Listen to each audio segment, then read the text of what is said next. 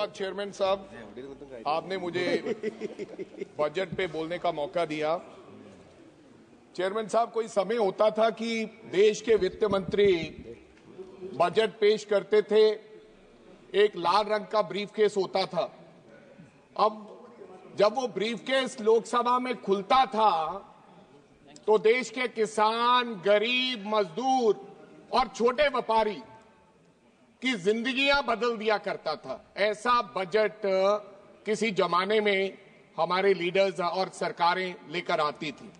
लेकिन आजकल का जो बजट है, आजकल का बजट, अब लोगों का ये मानना है कि आजकल का बजट केवल चंद उद्योगपति इस बजट को बनाने का काम करते हैं, जिनका नाम कभी कभी राहुल गांधी लेते हैं। और आजकल का बजट इलेक्शन सेंट्रिक रहता है। जहां इलेक्शन है उसके बारे में थोड़ी थोड़ी किसी को मदद करने की कोशिश करता है। क्या यह सत्य नहीं है कि जब इस देश के अंदर डिमोनेटाइजेशन हुआ, नोटबंदी हुई, गवर्नर ऑफ रिजर्व बैंक को नहीं पता था कि आज इस देश में नोटबंदी होने जा रही है। देश के वित्त मंत्री को नहीं पता था। अचनचेत एक फैसला सुनाया जाता है और आजकल के देश के प्रधानमंत्री जब बात करते हैं, कैसे उनकी बात पर विश्वास कर लिया जाए। जब इतना बड़ा झूठ, जब उन्होंने कहा कि आज रात के बाद 500 और 1000 का नोट बंद कर दिया जाएगा, इक्वालिटी आएगी, अमीर और गरीब का अंतर खत्म हो जाएगा, मेरे को केवल 50 दिन चाहिए। 150 लोग मर गए और 2.25 लाख करोड़ का ये नई डिमोनेटाइजेशन से इकोनॉमी को नुकसान हुआ। कैसे विश्वास करें कि आज का बजट लोगों की जिंदगी बदलेगा। आदरणीय चेयरमैन साहब, कभी कभी जीडीपी की हर व्यक्ति जीडीपी की बात करता है और सत्य तो यह है कि 90% इस देश के लोगों को जीडीपी के बारे में पता नहीं है। जीडीपी क्या है, उनको अपने जीवन के बारे में पता है कि हम जो जीवन जी रहे हैं इसमें हमें फायदा क्या हुआ है। जीडीपी कहा जा रहा है कि 6.5% जीडीपी की ग्रोथ है। मैं किसी अर्थशास्त्री को सुन रहा था, एक काबिल व्यक्ति था, उन्होंने कहा कि अगर देश में सरकार ना हो, अगर देश में वित्त मंत्री ना हो, तब भी इस देश की जीडीपी की 3-4% ग्रोथ अपने आप होगी, क्योंकि इस देश के मेहनतकश लोग, किसान, छोटा व्यापारी अपने आप में इतनी मेहनत करता है, ऑटोमेटिकली जीडीपी की ग्रोथ 3-4% रहता है। तो फिर आपने क्या किया, केवल 2.5% की आप लोगों की प्राप्ति है। मैं आज श्रद्धांजलि अर्पित करना चाहता हूं डॉक्टर मनमोहन सिंह को, उस सरदार को जिनके समय में मेरे को लगता 8.5% जीडीपी का एवरेज ग्रोथ रहा है और कभी कभी तो जीडीपी 10% पे चली जाती थी। स्पीकर साहब, आज मैं देख रहा था महाराष्ट्र में, सुनिए, महाराष्ट्र में सिबिल स्कोर, जो एक नया बड़ा फ्रॉड है इस देश के अंदर। महाराष्ट्र में मर्तिजपुर है कोई, वहां पर एक लड़के की शादी टूटने का काम हो गया है सिबिल स्कोर से, जो बिगेस्ट फ्रॉड जो इस देश के अंदर हो रहा है। स्पीकर साहब, बहुत से नेता कभी नेहरू जी की बात करते हैं और बहुत से नेता, इस बार मैं तो देश के प्रधानमंत्री जी का सम्मान करता हूं और इस बार उन्होंने देश के पूर्व प्रधानमंत्री राजीव गांधी जी की भी बात की। उन्होंने कहा कुछ लोगों को आदत होती है 21वीं सदी की बात करने की, बार बार उन्होंने कार्टून का भी जिक्र किया। मैं सम्मान करता हूं, लेकिन मैं देश के प्रधानमंत्री से यह अपेक्षा नहीं रखता कि 35 साल पहले जो इसका देश का प्रधानमंत्री, पूर्व प्रधानमंत्री राजीव गांधी जी, जिन्होंने इस देश के लिए अपनी जान दी हो, उनके बारे में इस तरीके का मजाक बनाया जाए, ये परंपरा अच्छी नहीं है। अब आपको आज की बात करनी चाहिए। आप यूपीए की बात करो, आप डॉक्टर मनमोहन सिंह की बात करो, बार बार खाद के दाम भी गिनाए गए, स्टील के दाम भी गिनाए गए। मैं बताना चाहता हूं, जब डॉक्टर मनमोहन सिंह जी की सरकार थी, यूपीए 2 था, इस देश के अंदर डीएपी यानी कि खाद का वो बैग 450 रुपये का मिला करता था, आज 1400 रुपए का मिलता है। स्टील 2800 रुपये मिला करता था, आज 7000 मिलता है। डीजल 51 रुपए होता था, आज 90 रुपए है। डॉलर 54 होता था, आज 87.5 रुपए है। सिलेंडर, जो कभी कभी आप कहते हैं घर घर सिलेंडर पहुंचाया, कभी आपने ये भी पूछा है कि कितने लोगों ने दोबारा सिलेंडर को रिफिल कराया? 350 रुपए का सिलेंडर हुआ करता था, आज 1100 रुपए का सिलेंडर है। आपने मस्टर्ड ऑयल 70 रुपये लीटर हुआ करता था। गोल्ड, गरीब व्यक्ति अपनी बेटी की शादी पे 10 ग्राम अपनी बेटी को सोना नहीं दे सकता।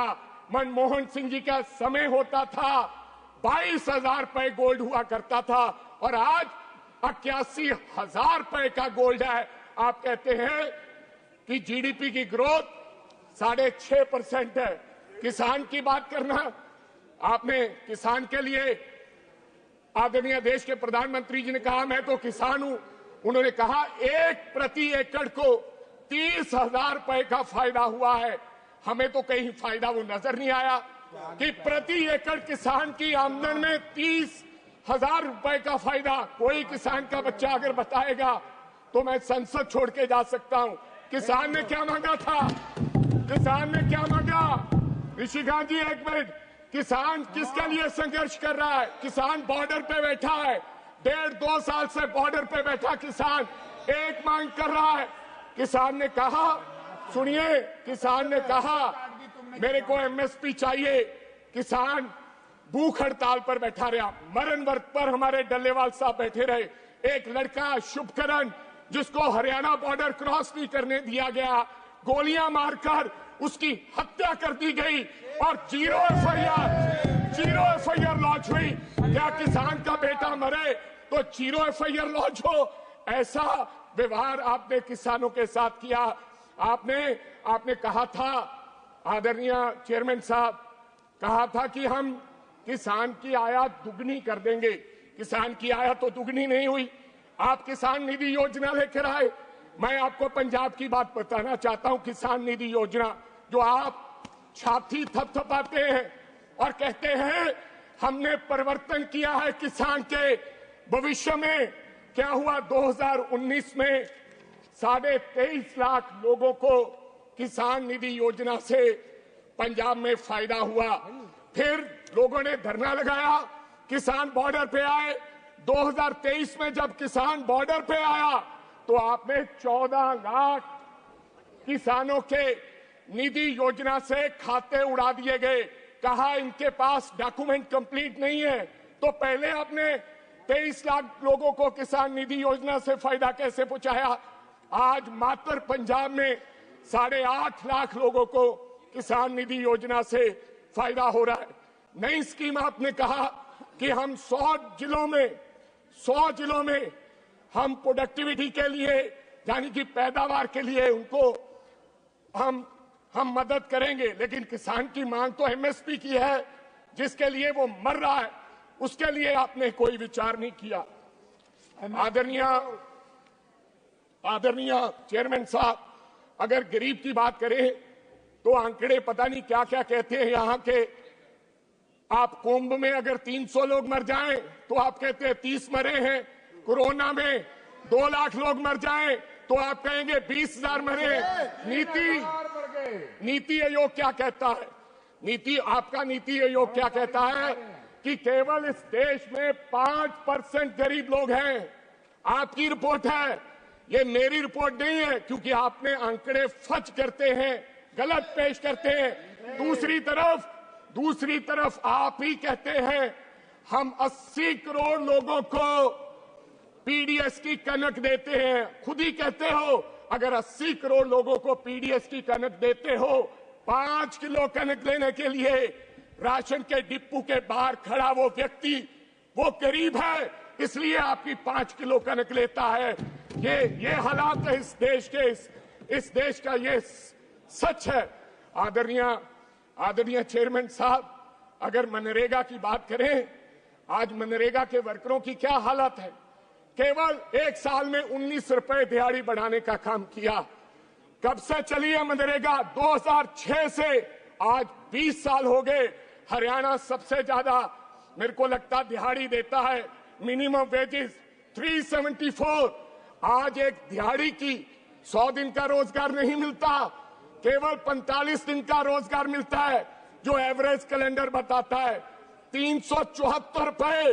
अगर आप गरीब की आमदन दुगनी नहीं कर सके, आप किस जीडीपी की बात करते हैं? आप किस विकसित देश की बात कर रहे हैं? आप लोगों को धोखा दे रहे हो। गरीब की मनरेगा वर्कर की अगर शादी हो ना किसी बेटी की, वो जाता है गांव में मांगने के लिए, कहता है मेरे को दाल का इंतजाम कर दो, कहता है चावल चाहिए, दाल चाहिए और एक मीठे का इंतजाम कर दो, मैं अपनी बेटी की शादी कर लूंगा। ये इस प्रकार के हालात हैं मनरेगा वर्कर्स के। और दूसरी तरफ चेयरमैन साहब, दूसरी तरफ अबानी के लड़के की शादी होती है, तमाम नाचने गाने वाले जाते हैं, देश के बड़े बड़े लोग, विदेश के बड़े बड़े लोग जाते हैं। मेरे को गर्व है राहुल गांधी पर, एक व्यक्ति जो उनकी शादी पे नहीं गया। देश के प्रधानमंत्री भी जाते हैं। मेरे को इस बात का दुख नहीं है अबानी की शादी का, लेकिन कभी कभी टीवी पर दिखाया जाता है, सोशल मीडिया पर, कि अबानी के बेटे के कुत्ते जो 4 करोड़ की गाड़ी पर आते हैं, लेकिन गरीब अपनी बेटी की शादी के हालात, उसकी शादी नहीं कर पाता। इस प्रकार के गरीबों के हालात हैं। मेरी गुजारिश है कि मनरेगा के लिए 200 दिन कर दिया जाए। मेरी गुजारिश है मनरेगा की दिहाड़ी। सर 1 मिनट, 600 दिहाड़ी कर दी जाए और 200 दिन कर दिया जाए। ये मेरी गुजारिश है आदरणीय वित्त मंत्री से।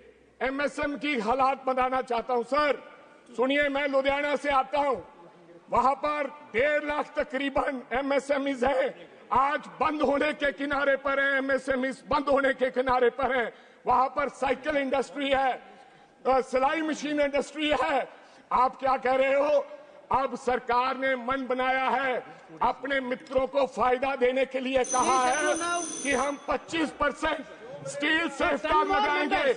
अगर वो ड्यूटी सर प्लीज अगर 25% सरकार उद्योगपतियों को फायदा देने के लिए स्टील सेफगार्ड इंपोर्ट ड्यूटी लगाएगी तो हमारी इंडस्ट्री मर जाएगी, एमएसपी एमएसएमई खत्म हो जाएंगे। मेरी आपसे गुजारिश है, नई टेक्नोलॉजी के लिए हमारे सरकार उनको सहायता करे।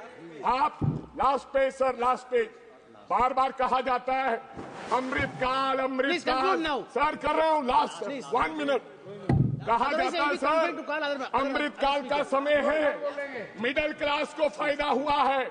मैं मिडिल क्लास की कहानी नहीं बताऊंगा, इंडिया टुडे पढ़िए, तगड़ी मार से हल्कान, मिडिल क्लास की ये कहानी है। अमृतकाल अमृतकाल के समय सर लास्ट वन प्लीज, अमृतकाल है निशिकांत दुबे साहब। अमृतकाल में इस देश के 8.5 लोगों ने अपनी सिटीजनशिप छोड़ी है। अगर अमृतकाल इस देश के अंदर होता तो लोग देश छोड़ के नहीं जाते। पहली बार एफडीआई 16 साल में पहली बार सबसे कम निवेश अगर हुआ है तो अमृतकाल में हुआ है। सर बस सर हाफ मिनट पिछले 10 साल की स्कीमें जो राहुल जी ने कहा, आप मेक इन इंडिया की बात करते हो, बेटी बचाओ बेटी पढ़ाओ, पीएम उज्ज्वल, स्वच्छ भारत, जल जीवन, स्किल इंडिया, हर साल 20 साल नौकरी, make in India, last smart city mission. Sir 2 lakh crore रुपया आपने स्मार्ट सिटी मिशन पे दिया है। मैं लास्ट सर यही पे लुधियाना की बात करना चाहता हूँ। लुधियाना स्मार्ट सिटी में लुधियाना स्पीकर सर भाई सर लुधियाना स्मार्ट सिटी में था। लेकिन लुधियाना में 75 लाख लोगों ने एक सर्वे हुआ, विजन डॉक्यूमेंट बनाया गया और विजन डॉक्यूमेंट में लोगों ने कहा पोल्यूशन की Please, wait, 1 minute. Abhijit, 1 minute, half minute. Sir, Please, half minute. Amrinder, half minute. You are having 10 more people. 10 more people, please. Mic को ऑन कीजिए। Yes. राज्यसभा में रिपोर्ट पेश हुई है कि अभी भी देश के 10 शहरों में लुधियाना अधिक प्रदूषित शहर है। लास्ट खत्म करने जा रहा हूं। इस बजट में पंजाब के लिए कुछ नहीं दिया गया। ये बजट पंजाब विरोधी बजट है। मैं कहना चाहता हूं 2027 में चुनाव होंगे। Thank you. नहीं आएगा वहां पे। Thank you. Abhijit, please.